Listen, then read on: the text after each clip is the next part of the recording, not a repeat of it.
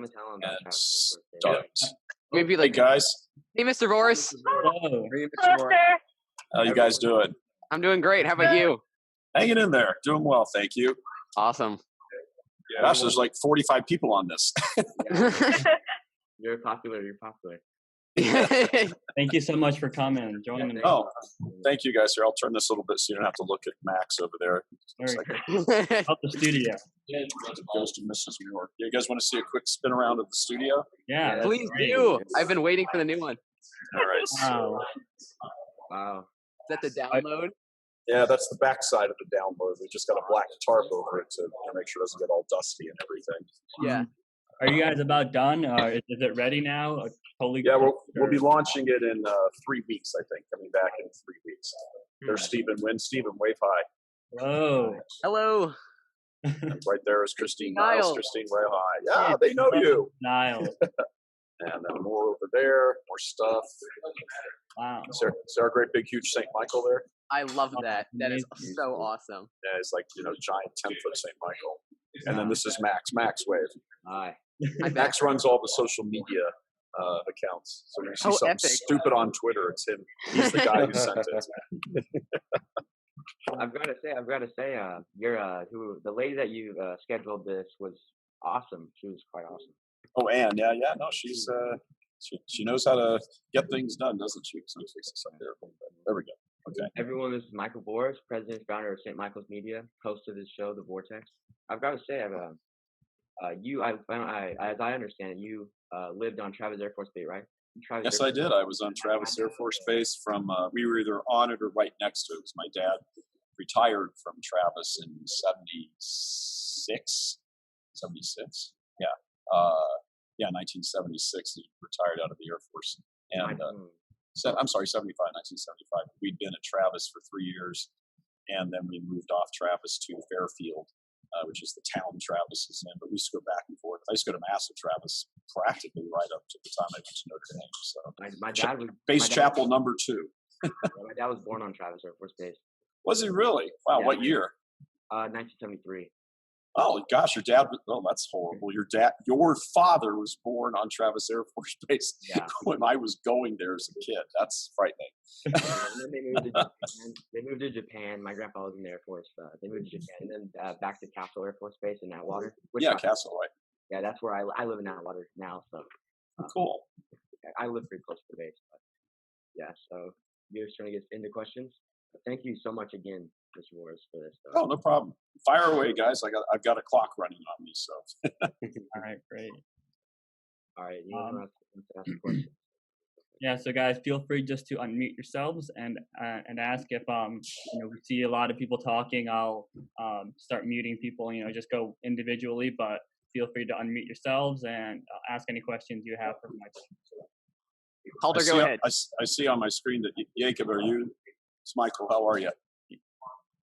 Did I pronounce your name correctly? Yeah, Jakob. Yes. Jakob. Okay, very good. So you're the guy who's controlling everything here, right? I am. Yep. I got the power. You have the talking stick. All right, go ahead, guys. Michael Voris, what has been the greatest difficulty in your ministry and the greatest blessing? I'm not hearing very clearly. It sounds like you're underwater. Yeah, I'm sorry. What has been your greatest difficulty in your ministry and your greatest blessing? Greatest difficulty and greatest blessing in your ministry. Greatest difficulty. Wow. That's really tough. On a day-to-day basis, it would have to be the volume of information that we get in here, and trying to siphon through all of it and figure out how to tell people it. And part of the problem with that is that a lot of the information we get comes from very select sources, meaning if we said the information, the person who gave us the information would be revealed just by the fact of the information. because a lot of the information we get from either inside chanceries or religious houses or seminaries or whatever the case is so specific that only a very few people know about it. And, so if you start saying something and the word gets out, they'll be like, hey, well, only John knew about that, so he had to be on the phone telling some person or something like that. So that's one aspect. The other is just the sheer volume of information we get. It's funny you should ask that question first, because I was just sitting over there, those guys back there, sitting back with them, eating some cheese and crackers for lunch. And I had said, I don't think I've ever seen this volume of news information, mostly in the church, but obviously the culture as well. In this little short window of 2 years since all the Mecharic revelations came out last 2018, compared to the previous 35 years of time, all added together. I mean, it's every day is like, oh my gosh, there's 86 stories. How are we going to? Some of them have relationship to each other. And I think we've put together a story now. There's been 10. I think it's 10. Stephen, is it 10 or a dozen Catholic statues, churches, whatever, been vandalized, rocked, statues taken down? It's got 32? Wow. Okay, so 3 dozen. Those have all happened sort of in the last week. So I mean, we are constantly here on the phones going boom, boom, boom, and so beep, beep, beep, beep, beep. So it's the challenge is remaining organized on all of this. The greatest benefit, that's very easy. The number of people who continue to contact us and say thank you for I converted to the faith because of you guys, or perhaps because of God. We're talking about on the earthly level. Converted to the faith, got stronger in the faith, came back to the faith, understand what's going on now, and empowered to go talk to my family, friends, or whoever, to help spread the faith, the truth of the faith, and actual teachings.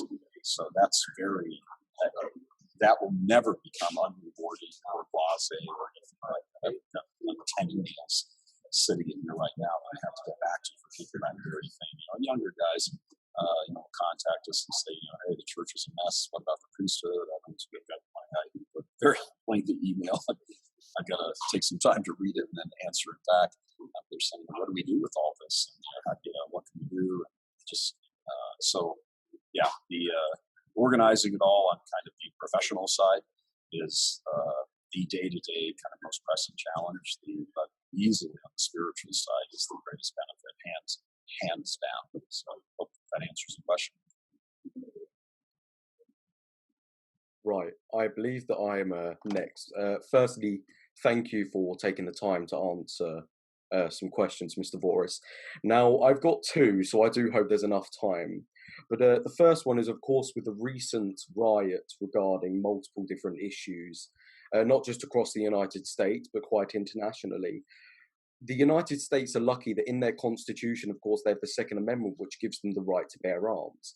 Now, in my home country, the United Kingdom, we are very strict on our gun regulations. We've only ever had one sort of school shooting, and that basically led to the largest ban of firearms in this country. And since then, in the 90s, it's been completely, abolished. And you see in the United States, lay faithful at their parishes and churches protecting themselves from people who are genuinely violent and genuinely pose a threat to the faithful. So my question is, firstly, is that how can we protect ourselves in churches when we are genuinely concerned? Of course, I don't have children, I'm too young, but people that do have children, how can they feel safe bringing their children to Mass when there are people like that?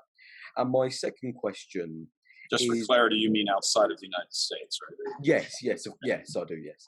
And my second question regards Bill Gates. Now, your video, which you made on his vaccine, was very informative, and I've actually been able to use that video to back myself up, because the first time I sort of started spreading the information, which I got from your video to my family, of course, the first thing they say is, oh, that's conspiracy, and all it's this and that, because they don't want to believe it. Because it's scary to believe that such things are happening. Now, how can we, especially with the growing death rate in certain countries, and with a lot of what's going on in the international community, how can we protect ourselves from being forcefully given a vaccine that is of genuine concern to us?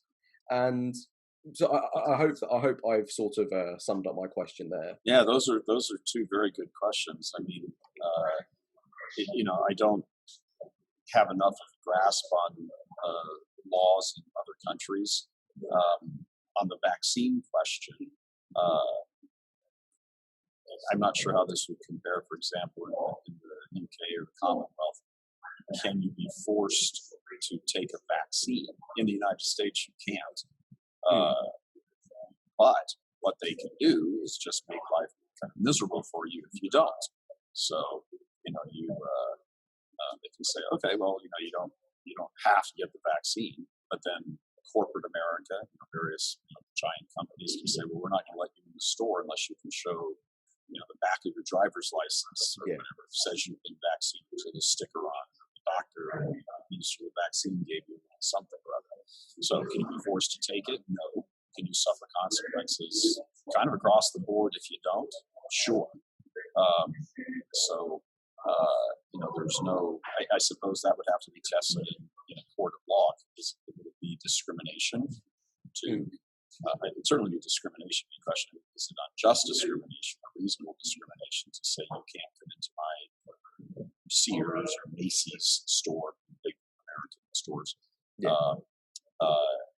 unless you can produce I've got a COVID vaccine, Wuhan virus vaccine. I don't know how that would go. I'm just probably depend on what judge it ended up with. It's a liberal judge or a more conservative judge, more constitutional rights type of judge. On the question of the guns, so I don't know. Sorry, back to the vaccine for a second for the specific of the UK and perhaps other countries. I don't have enough background in what the specific laws would be in the countries in the UK, Commonwealth, or the countries that would apply. But what I would encourage you to do, there must be, in the UK, for example, there must be some versions of privacy law groups or conservative think tank groups. And if not, heck, get in touch with them in the US and see if any of those people have any counterparts in the UK. Like you maybe get in touch with the Heritage Foundation or I can't think of any other groups right off the top of my head, but there's conservative think tanks, there's probably conservative doctors associations, health associations, pro-life groups that have probably already started asking those questions. How can they be combated locally, from my perspective, remotely, for their in the UK? I guess I would ask this probably to give the same piece of advice for the question on self-defense. I know it's a whole different matter about the right to have a gun versus the United States. Fortunately, our founding fathers had a little vision in that area. They probably didn't envision this chaos, but they envisioned the overall principle that if a government becomes tyrannical, you have to be able to physically defend yourself. One of the very first things the Nazis did when they got to power in Germany in 1933 was require people handing their private firearms, which many people did. So you disarm a population if they need disarming. But that's all just part of the overall stew of dumbing them down through essentially state education, disarming them, making them as sort of flaccid as possible, so that when it comes time to sort of mow them over, move them down the field to the next big step, they're relatively easily movable. And the troublemakers, like you sort of see in Hong Kong, well, you just send in a bigger force against them and mow them down. But you're asking the right questions. Those absolute indication. What's coming, I think, say about often visions. I just look at the world around me and compare it historically to what's gone on in the past. And I think there's a great deal to be concerned about. The great deal. So those are all the right questions. I encourage you to just keep speaking to people in the right invite circles and say, hey, has anybody else addressed these? I'm still relatively young. What are you old geezers up there talking about? How are you going to protect yourselves? They've probably thought a lot of this through in contacts and stuff already. So keep asking. Thank you, sir. Thank you. You're welcome. I have a question that's just pretty practical. What was your favorite vortex you ever done? And if you could make everyone watch one, then which one would it be? Oh my gosh. Wow. Well, I think it's this September 1st. I think it's this September 1st we'll have produced, I think, roughly 3,000 vortex episodes. All with the same pencil, of course. Not the same pencil, but I'm not sure how to answer that question. I don't know favorite vortex. I don't know. You completely stumped me. I have no idea. Just tell everybody to watch all of them. Go on a 3,000 vortex marathon watch. Get some popcorn and just sit there. One more practical question before I give it to someone else. Sure. One of my friends goes to your gym, and he made up a good point. Can you and Taylor Marshall do a deadlifting competition? I want to see that. Who's your friend that goes to the gym? Does he come up to me? Yeah, his name is Mike, and he sent a video of you giving him the bar. Oh, right, yeah. That was I think it was last weekend. Yeah, yeah. Nice kid from Michigan. Yeah. Huh. Yeah, it's kind of funny. I got to tell you, I'm sitting there in the gym, and I just I've got my earbuds in. I'm listening to like my 1970s and 80s music. I'm completely just nowhere except like pick up the metal, put the metal down, and just listen to my music. That's it. When someone comes up to me and is like, "Hey, Michael Voris from Church Militant," I'm like, "What? Huh?" So that was very funny. I told him that too. But yeah, he just needed me to help him spot for him. So yeah, I don't know. I'd probably kick Taylor's butt.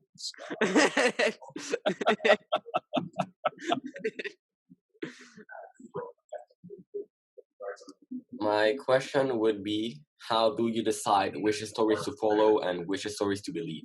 Because, as you said before, you receive a lot of stories. How do you know which ones are true or which one can be fake? All right. Well, this applies to Vortex and all the other types of stories we do, also articles and video reports that we do every day and all of that. When somebody phones in, or however they get it to us, gets a tip, we kind of go through a little bit of the journalistic filtering project.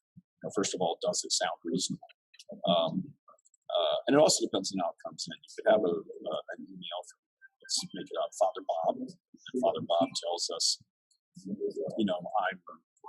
I'm the vicar general of this diocese, and this has bothered me for a long time, and this whole gay priesthood thing's gone on, and blah blah blah blah blah, and, whatever.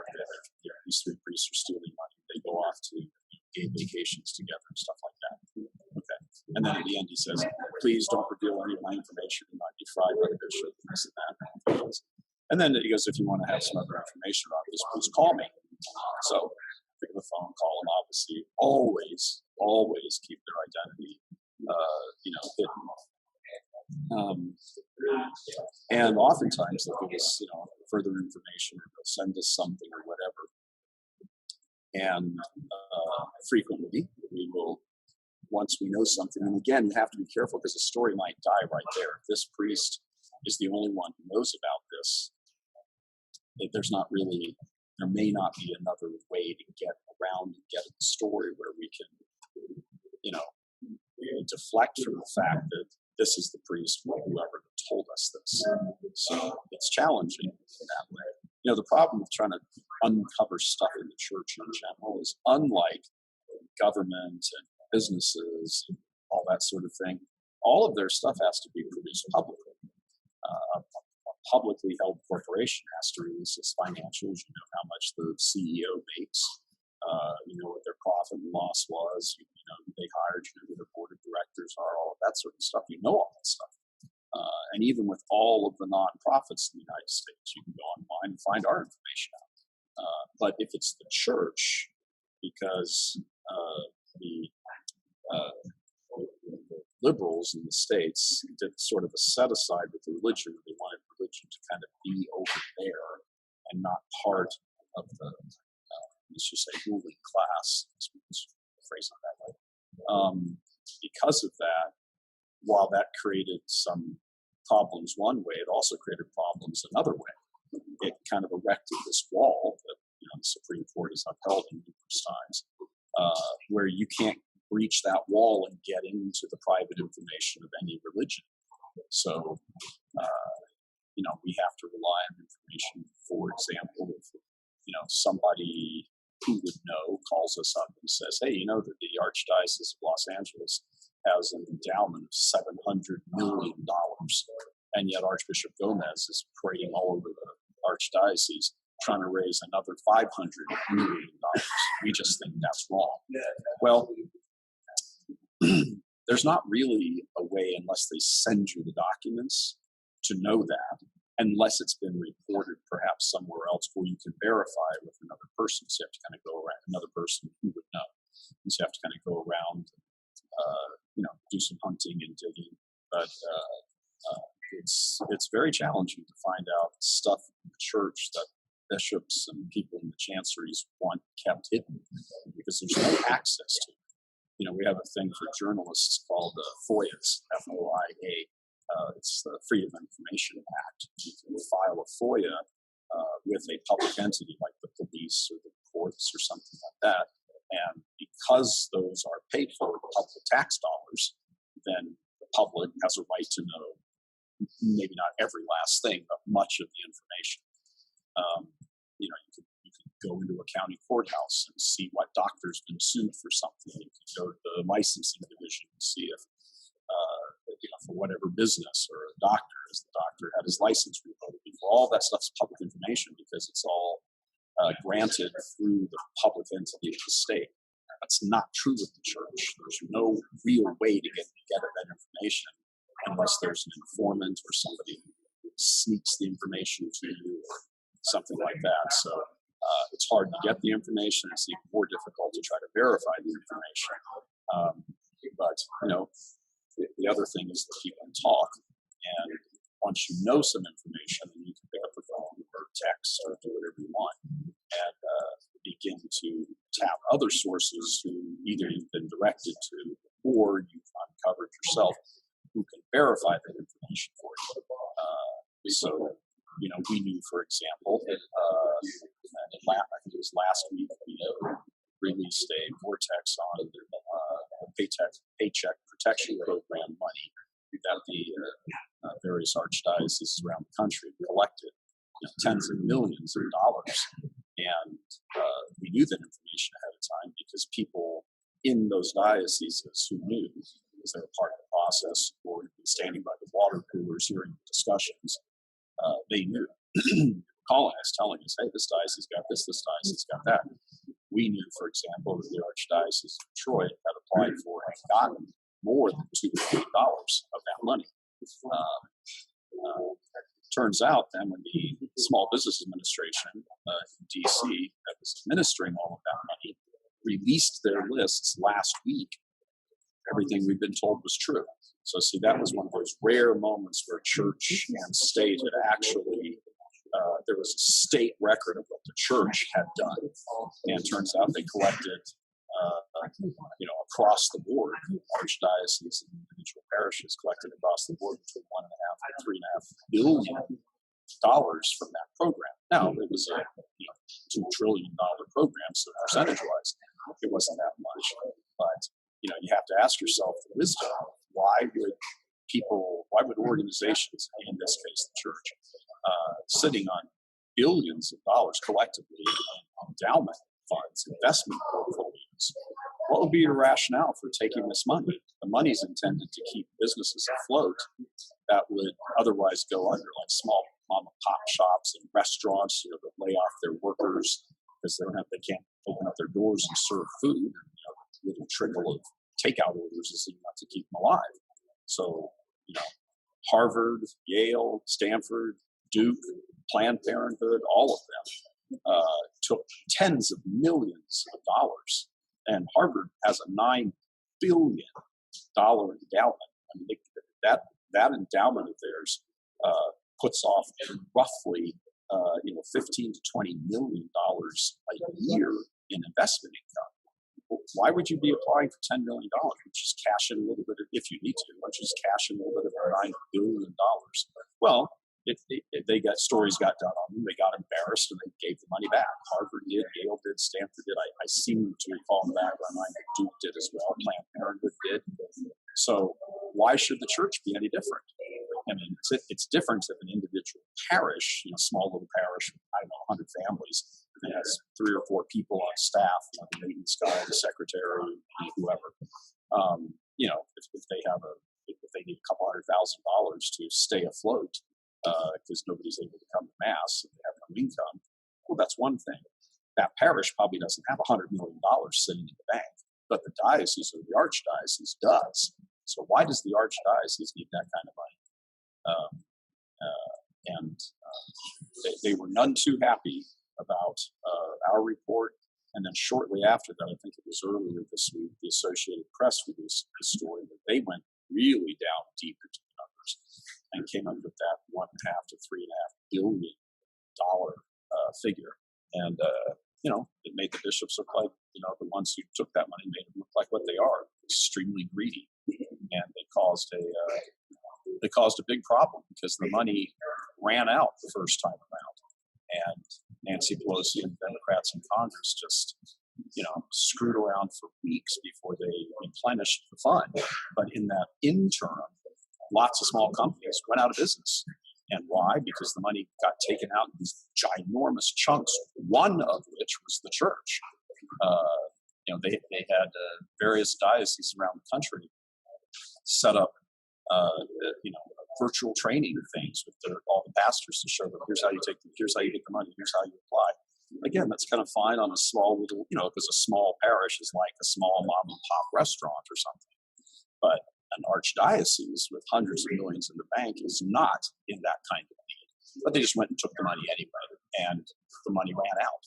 They replenished it eventually, and there's still some there now, but most of those businesses that were really in dire need of it, they didn't have a team of lawyers and 500 people on staff to fill out all the forms and get in line fast and take these huge chunks of money. They didn't have that advantage, so they got squeezed out. And I think that's massively hypocritical. Bishops are constantly going about social justice.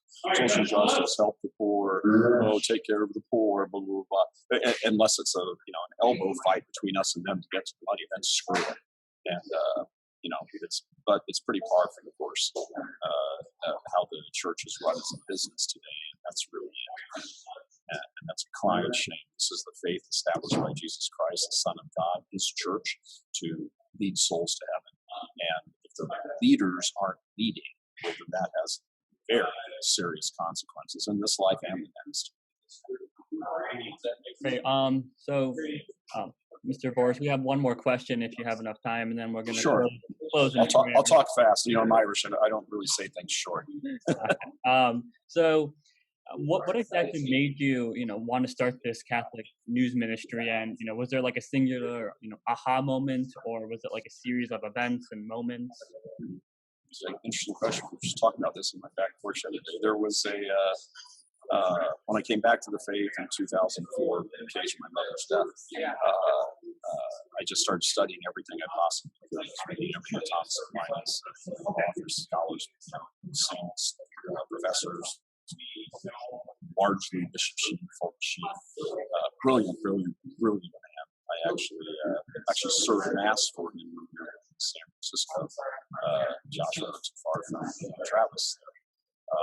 Travis Air Force Base.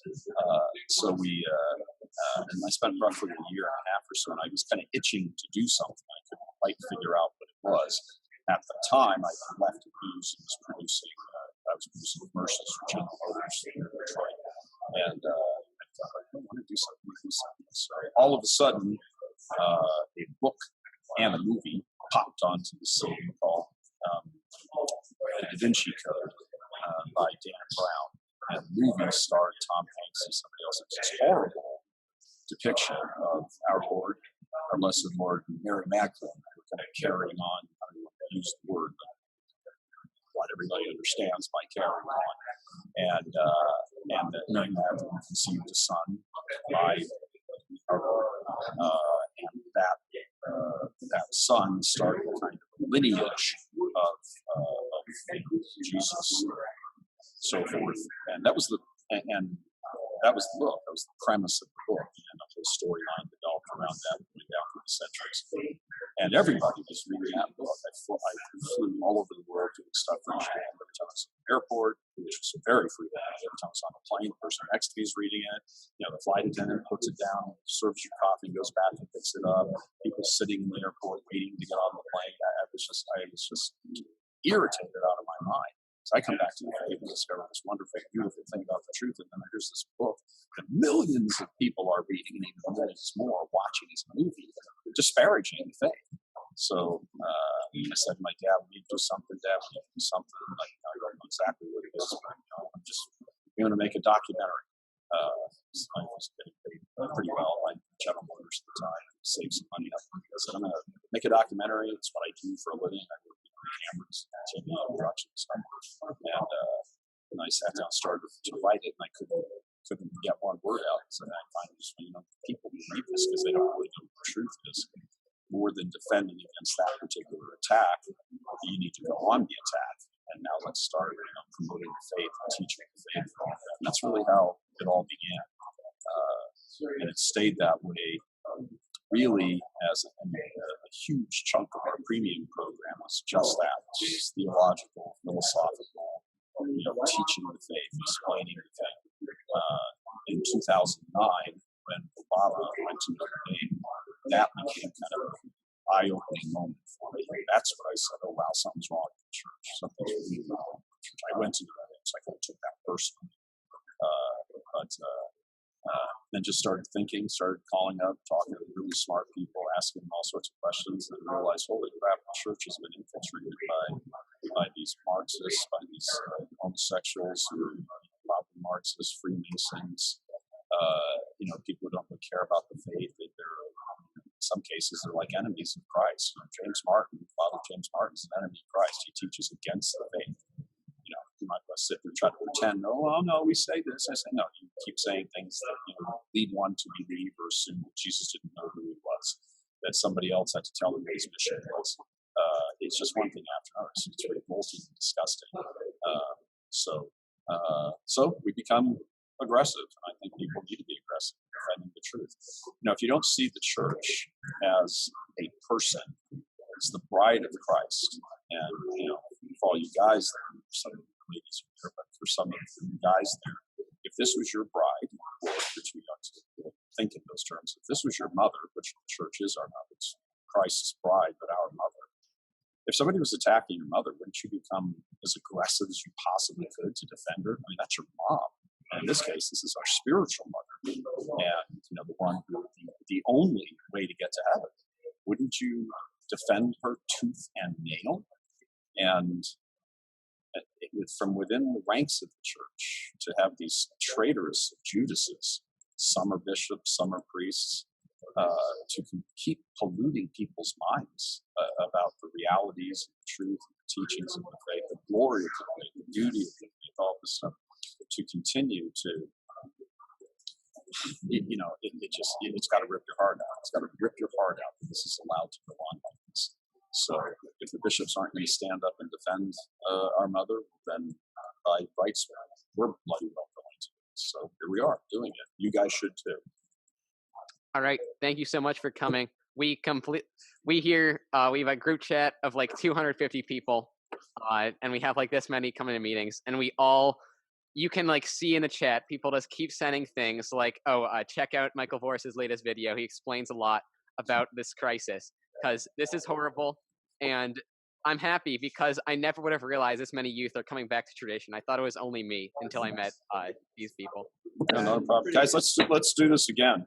Get in touch with Ann. Set this up and do this again. Will you please close this in a St. Michael prayer? Absolutely. In the name of the Father, and the Son, and the Holy Spirit. St. Michael the Archangel, defend us in battle. Be our protection against the wickedness and snares of the devil. May God rebuke him, we humbly pray, and do that, O Prince of heaven and hosts, by the power of God. Cast into hell Satan and all the evil spirits who prowl about the world seeking the ruin of souls. Amen. Father, and the Son, and the Holy Spirit. Amen. Thank you so much, Mr. Voris. Thank you so much. Thank you guys very much. God bless you. Keep the faith and stay strong. Yes, thank you. Thank you. Thank you Yeah, so we much. hope to have you back again. Love to be back. All right. God bless, guys. Bye bye. Of course. The transcode for this episode takes a very long time. Awesome. Oh, I'll say. He said, I think. Okay. We Gotta get him back. Awesome. That was awesome. What you want to ask? Calder? I wanted to ask about the society, but maybe skip it. No. Maybe it's good. No, Will said no. No. I was just going to ask, like, does he think the No. Vatican II would have been something worth avoiding? But we all know the answer. It's just we're too scared to say it. So I guess it's